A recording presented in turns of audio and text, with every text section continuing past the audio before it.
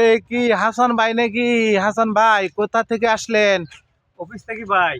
হাসান ভাই আপনাকে দেখে বুঝলাম আপনার মনটা খুবই খারাপ। এর রহস্যটা কি? এত খারাপ কেন মন? আরে ভাই কি বলবো, এতদিন থেকে স্বপ্ন দেখেছি যে ফেসবুক থেকে অনেক টাকা পাবো। বাড়িতে বলছি যে এই মাসে 30-40 হাজার টাকা পাবো। এখন সবাই পেমেন্ট পেয়েছে, আজকে ড্যাশবোর্ডে ঢুকে দেখি আমার সব স্টার মাইনাস।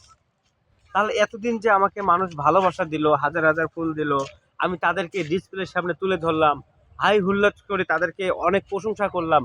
প্রশংসার বিনিময়ে কি ভাই এই আঘাতটাই পেলাম। আজকে আমার কাছে ফেসবুক পাবে, আমি ফেসবুকের কাছে পাবো না, ফেসবুক আমার কাছে পাবে। তার কারণটা কি বলেন তো? মনটা কি ভালো থাকে? বাড়িতে বলছিলাম এই মাসে টাকা পাবো 30-40 হাজার টাকা, সে জায়গা 1 টাকাও পাইতেছি না। তাহলে আপনারাই বলেন মন কি জন্য ভালো থাকে না, কি জন্য খারাপ থাকে?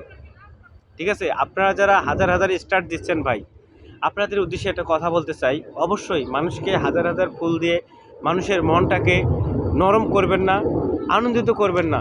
সে আনন্দটা যদি সে ধরে না রাখতে পারে, সে আনন্দের কোনো মূল্য থাকে না। আপনি যদি পারেন তাকে একটা ফুল দিয়ে হলেও তাকে একটু উপকৃত করবেন, হাজার ফুল নয়। ঠিক আছে, পারলে আপনি একটা করে ফুল দিবেন। ছোট ছোট কন্টেন্ট ক্রিয়েটর আছে, তাদেরকে যদি আপনি 10টা ফুল দেন বা 100টা ফুল দেন, তারা কিন্তু অনেক খুশি হয়, আপনাকে ডিসপ্লের সামনে তুলে ধরে। আর যখন যারা আমাদের তো বড় বড় যারা কন্টেন্ট ক্রিয়েটর আছে, তাদেরকে আপনারা 500-100 মারতেছেন, 1000 মারতেছেন, 2500 মারতেছেন। দিন শেষে যদি আমরা না পাই ভাই, এই ফেসবুক প্ল্যাটফর্মে কাজ করার মন মানসিকতাই নষ্ট হয়ে যায়। আমার মনটাতেও কিন্তু তাই অবস্থা হয়েছে, আমার মন চাইতেছে না আমি আর ফেসবুকে কাজ করি। খুব কষ্টে নিয়ে আসি ভাই। এই যে ভাইয়ের সাথে দেখা হলো, ভাই বলতেছে যে হাসান ভাই মন খারাপ কেন? এই জন্য এই কথাগুলো বললাম। আপন ভাই, যাই হোক অনেকক্ষণ আপনার সাথে সময় দিলাম। ঠিক আছে, ফেসবুকে থাকবো কি না ভাই এর গ্যারান্টি নাই।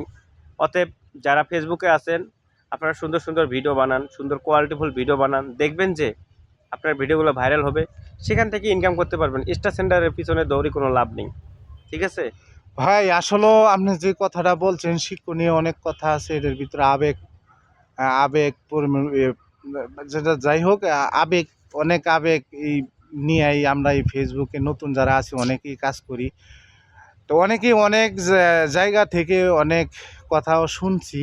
তা আসলে আমরা তো ভাইরাল সেলিব্রিটিও না কেউ, যার কারণে মনে করেন যে আমরা আসলে স্টারের পিছনে তেমন যাইও না। আর এখন যে অবস্থা স্টারের, যে তারা নাকি ফেক স্টার দিচ্ছে, তা আমি সবাইকে বলবো আসলে ফেক স্টারের দ্বারা আসলে ভালোবাসা আদায় করা যায় না। আবার মনে করেন কি, ভালোবাসা ছাড়া এই ফেসবুক প্ল্যাটফর্মে কেউ এগিয়ে যেতে পারে না।